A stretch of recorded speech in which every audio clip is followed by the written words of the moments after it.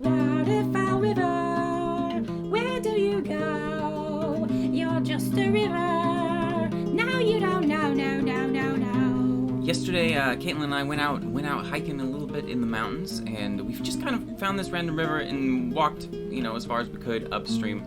And I filmed it a bit, and I have no idea if this is gonna work. Hello, actually, Ian from the future here. We make this. It's pretty fun, but I wanted to give it a shot. So I just filmed the waterfalls for a minute, and I've turned them into these looping textures. There's 3 in 1 video, just because I think that might be easier on the computer's resources. And I want to try seeing if I can actually turn this into a quick waterfall in a scene. And again, don't really know how this is going to work. I did a very low quality scan here, and I've kind of turned it into something that kind of approximates maybe a riverbank type deal. My guess is I'm going to have to refine it as I go. But let's see if we can kind of make it a waterfall. So the first thing I think is I need some like little, ponds, I guess. And I don't know how forgiving this can be, but let's see. Give it a material, kind of a dark, just very.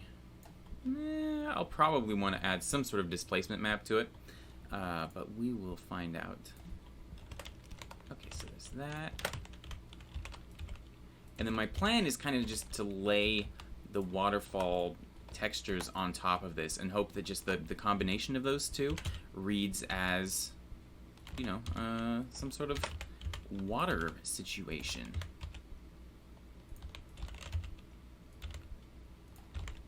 Yeah, we can slope it. That said, there's a lot of things that have to kind of balance out for this for this to work. And like a lot of different things that have to be kind of flexible, and I don't actually know how flexible these things are predisposed to be. So, okay, maybe that'll kind of work. That kind of reads as well. Let's actually look at what actual water looks like real quick. It's if you're not seeing the white bit, it looks just kind of nondescript. Okay, so maybe yeah, we go glossy, and for just convenience right now, let's go turn up the roughness a little bit and see if we can just keep it kind of neutral. And this should render a little bit different in cycles. Yeah, that's okay. Okay, well it's not distracting. Alright, now import images as planes and go down to the waterfall texture here. There we go. It'll probably play slow the first time through as it kind of gets loaded in, and then it'll go faster. But it's cyclic, so once it gets loaded in, it'll just keep going. There we go. Nice and quick. So I've got 3 textures here, so I'm going to split this up into 3. They'll all be sharing the same material, so whatever I do to one will happen to the other ones. So this one is just kind of a little boiling bit that I thought might be kind of good to just stick somewhere in random. In fact, I think I can cancel out the perspective by doing that a little bit. This is a complex one, and this one's just like a little guy. So let's work with the little guy first. I want to see if I can just kind of normalize the perspective a little bit. I guess looking at it now, it would have been easier if I hadn't done them at an angle. I was trying to be efficient, but sometimes efficiency is not so great. I'm really going to be playing up the fact that these things are exploiting the fact that these things are kind of flexible. Like you can see I'm getting weird stretching and stuff, but water's random anyways, so I'm like, yeah, okay. So hopefully that will do this, and then if I tuck this back like that, set smooth. Let's see how forgiving this is. If I just stick this like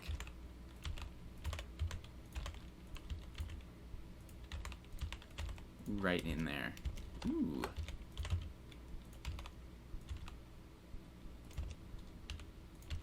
One thing that's probably important that I'm probably going to gloss over is just like the scale. You probably want to I don't know how good our brains are at this sort of physics stuff. Some stuff ends up being very forgiving. Other times it's not so much. Okay, so this is solid. So let's quickly get rid of this, and we're gonna make a. Let's see. I'm kind of thinking that transparent. Obviously, we want the totally black areas to be transparent, but I think the rest I want it to be a combination of both glossy and diffusion. I'm just trying to think like what is that foam type thing like? And like it's glossy and diffused. So I'm gonna mix these, and then I'm gonna mix these using the video as the factor here, and connect it to the surface. And what do we got? Okay, cool. I'm gonna turn off the viewport denoising here. Yeah, and then we keep a little bit more of our texture. So yeah, that definitely reads quick. That definitely works better for like a small little guy, and it's fairly transparent. So maybe I'll throw in a color ramp here, just try to tweak. That's pretty good. I'm gonna try something that might not work here. That's dragging the color down into the normal and putting in a bump map, just a little bit, and down into this one too. And let's see if that. Huh. Ooh, look at that one. Okay, let's try putting that one in this pond here. So I think there's a direction this thing is going. Yeah, it's coming out from here and kind of like softening up over this way. So I'm gonna stick this here. A little bit of a slope.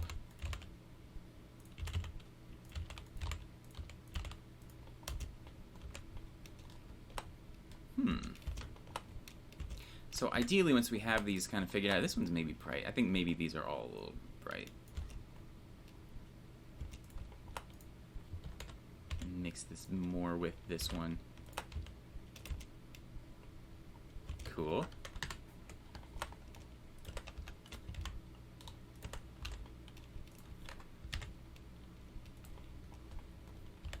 Let's see.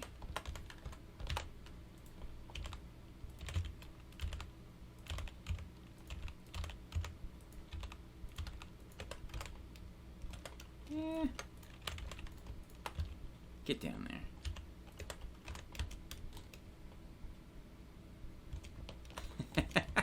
Okay, I guess kind of depending on how much of a perfectionist you are, you might say this works or doesn't. I think it could work really good for like, you know, just a really wide matte painting type deal, you know, where maybe you're not going to be, not for like a scene where you're flying through here, but if you're in like a wide shot, that could be really nifty. So these ones I think are just kind of too intense maybe, but let's try combining them with the last one here.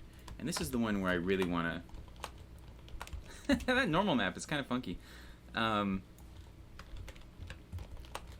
try working on this. So this one has a lot of perspective in it, so the first thing we want to do is kind of normalize that. So I think it goes kind of like this.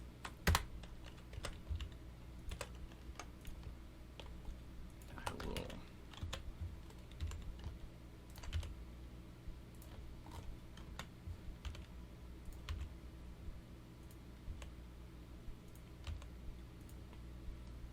Maybe I should shrink it? I don't know. I'll just do it until the texture doesn't look stretched. And then again right here.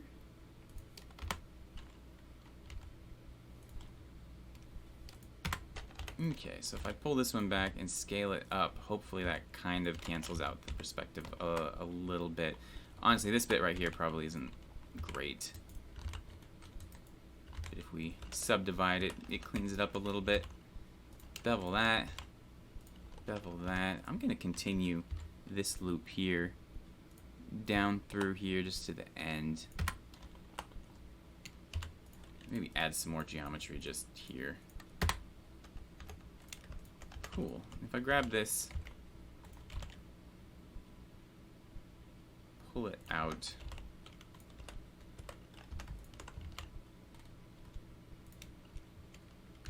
And a little bit of that up here too. Okay, yeah, that's how you add geometry. Okay, let's look at that. That's kind of weird. Ooh. Let's see if this fits anywhere.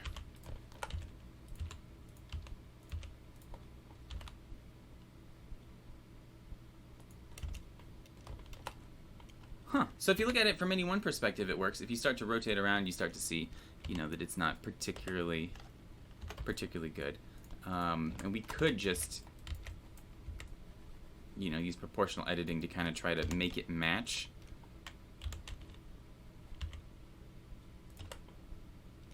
The landscape a little bit better, and we can also take the landscape and try to match the water a little.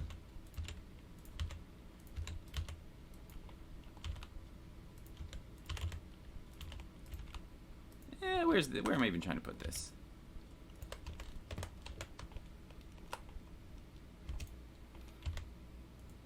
I like this bit. I think I like this bit even more than I like the part where it's just boiling here.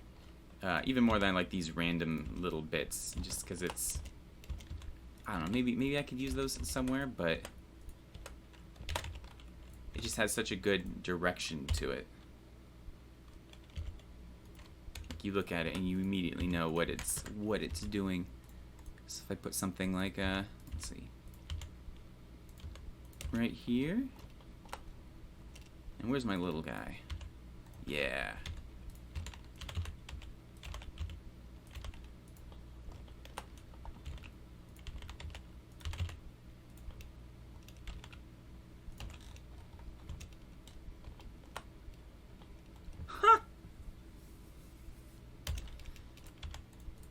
Can take another one of these, put it down here.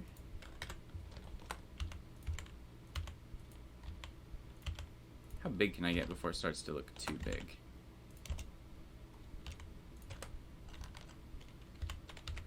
Add a little more geometry. Adding geometry just kind of helps clean up the mesh. You can see it kind of just undistorts that. Alright. And do I have any of them that I didn't use? I don't think I really do. Let's add another one of these ones over here. I like that if it intersects a rock, it's like, yeah, it's just because that's what water literally does. It goes around stuff and it doesn't, you know.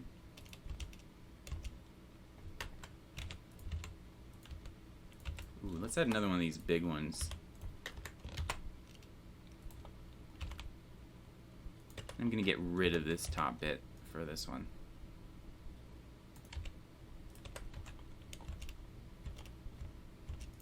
Maybe take our big glossy object, stick another one here.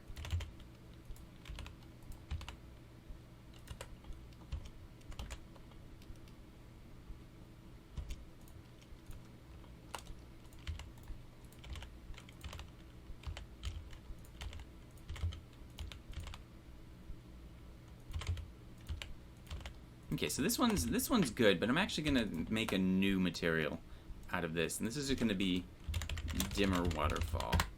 And I'll just turn this down, maybe even less. So now I can use it to fill in little areas without it being overpowering.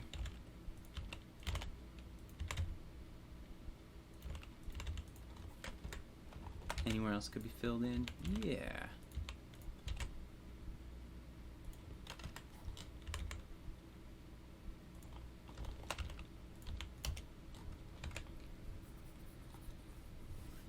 Nifty. I think this guy's maybe too big. So now, of course, what we can do. Oh, and this one's just floating here. Let's stick it. Have it just floating off into the void. That's cool. Ha! That's very cool, actually.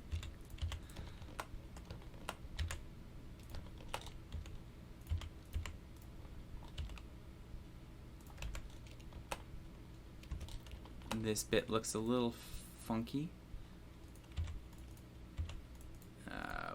Where's the... Yeah, shade that smooth. That works. Ooh, nope. auto smooth. There we go. Let's get our big waterfall here. And I want something to put right there, so... Ooh, looks like I made this mesh a little bit too funky. That's okay. Gonna select these bits here. Select inverted. If I were being careful, I would just, you know, remake this bit instead of just reusing this one with the funky textures, but... Yeah! Okay. Now, images as planes, gonna go to the steam elements. Yeah, add a little bit of that waterfall vapor, because even like a 1.5 foot waterfall still has the vapor coming up. Slow diagonal steam. Probably the angled wispy and the slow diagonal. They're the most atmospheric. Angled wispy. Let's do that. Let's set it to emission. Gonna make a new collection because now the air is going to be full of these invisible planes, which makes it impossible to select anything. Alright, going in here, make it cyclic. And I'm going to make this an add shader.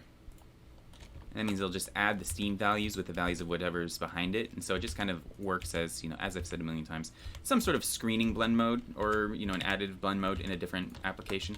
Alright,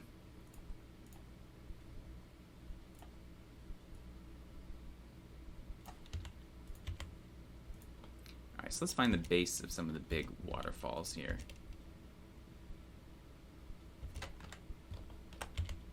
Like this one.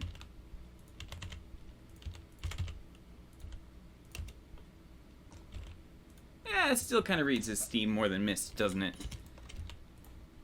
Maybe I'll just turn it down. It'll be a little something there in the air.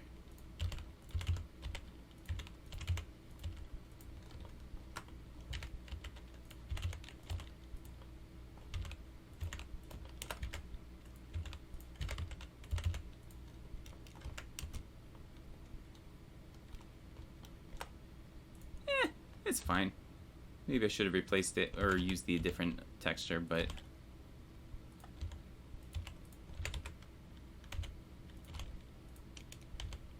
I still think it's kind of cool.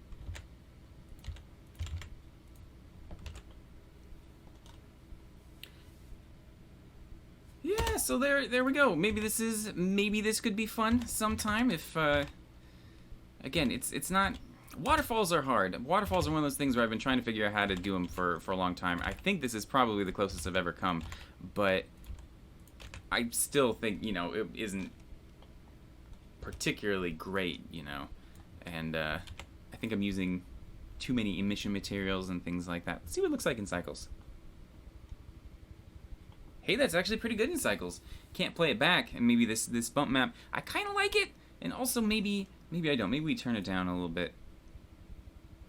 And if we use more diffuse and less glossy, that could help. Let's use that. Ooh, I guess actually it looks more realistic without the glossy, doesn't it? But yeah, all right. So I don't know. Here's the texture if you want it. Have a good one. Oh, never mind. Cause I remembered that I have plants, and I just want to see how far it can go. It kind of makes me wish I did the preview quality on the rock scan here, and the whole thing was made in like a couple minutes, which was cool, but also means now, you know, it's very low quality. This riverbank actually is kind of perfect. Oh yeah, we got things chugging a little bit now. I think I have a little bit too much going on.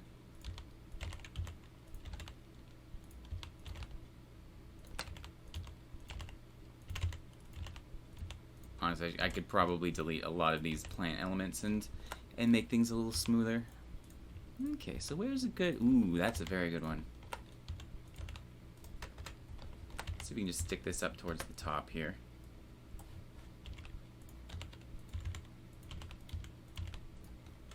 Yeah. And can I just... Let's see. Stick it kind of like intersecting the rocks a little bit. Yeah, I can.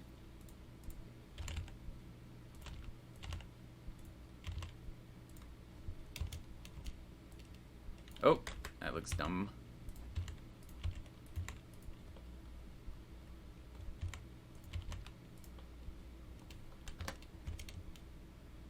we'll put something...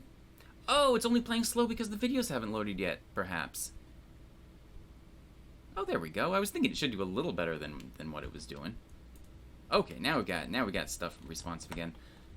Okay, so let's take another one of these here to kind of hide this. Although I have better plants. That green is very green. Perhaps it's too green. I'm gonna stick in a hue shift. I want it to match the moss a little bit because this is a very distinctive. It's kind of the dominant green color right now. Shift it a little more yellow. A little darker. Yeah, that reads a little bit more neutral. What else do we got? Foxgloves, absolutely. I love you little guys.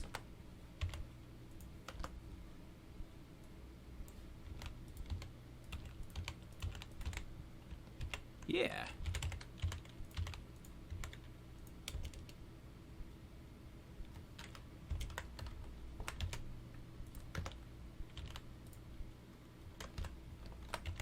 Look, you guys, I'm just going through a foxglove phase. I know I'm overdoing it. Just look at them. And then my favorite one, let's see what else we got. That one's fine. Go away foxgloves. Ferns are okay. Don't really have flat enough ground for this. These are good ones. Just stick these kind of, let's stick these in front of the bad rocks. See if we can compensate for our lackluster photo scan here. A lot of times I'll be like hiking around with Caitlin and then I'll just sort of stop and start scanning. And I feel bad because we were hiking and then suddenly I just stopped. I never want to be the guy who's always just stopping. So I kind of gave up on this one. It also wasn't a great scanning situation. Actually, I'm falling out of love in this element. It isn't looking particularly good in most of these angles here. As opposed to this one, which always looks good. Come over here.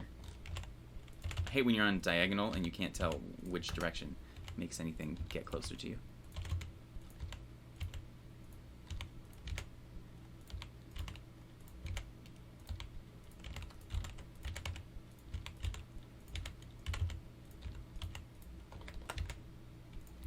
Okay.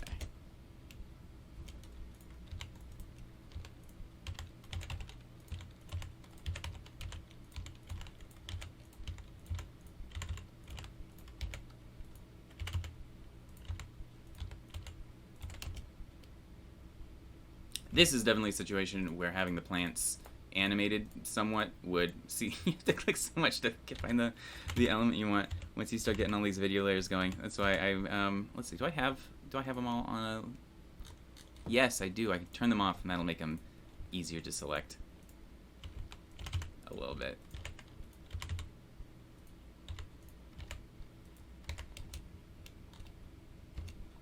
Okay.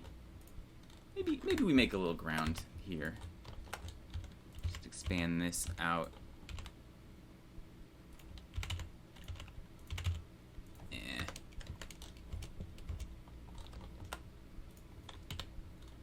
Oh, this comes with the sun. Delete that. Got a nice bouquet. Oh, yeah. So there were actually a lot of ferns there in real life. Here, let's stick some plants in the water. What would happen? Does it look like... It looks very fake, is what happens.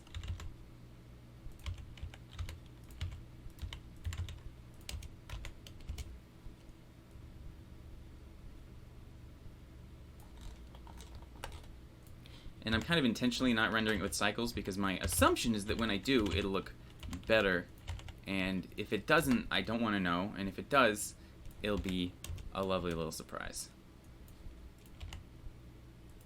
Alright, just keep covering up the bad rocks with strawberries. What wonderful wonderland is this? Ooh, this one has like some little dead kind of bits, and I love those because that actually makes stuff look realistic instead of this like all this perfect lush stuff. Most things in the forest are dead. It's true. I'm talking about the dirt. Dirt is just dead forest. The forest which was before. Probably. I don't know. I don't make the forests. We're making forests now. But in general, you get what I'm saying. I don't think I'm gonna go nuts with these vines. He lied. No, I'm not though. I need to come up with a better vine solution. This one little like weird pea pod of leaves is not. Yeah, that's dumb. Ferns. Let's see what happens if we stick some ferns up here.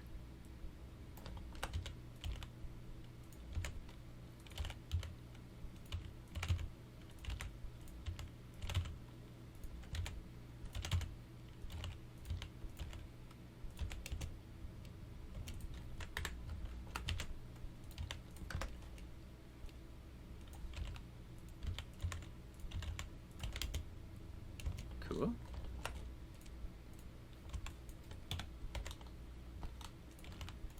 And I think that's probably the end of the useful bits. Yeah. All right. Let's see what this looks like in cycles here. Render.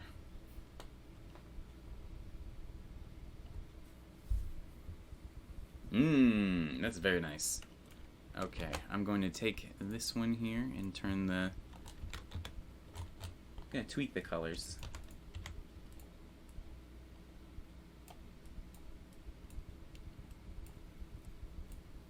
Just gonna darken it a little.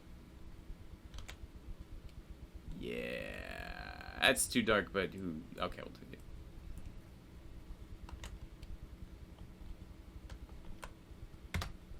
And let's try adding just a little bit of haze to it, I suppose.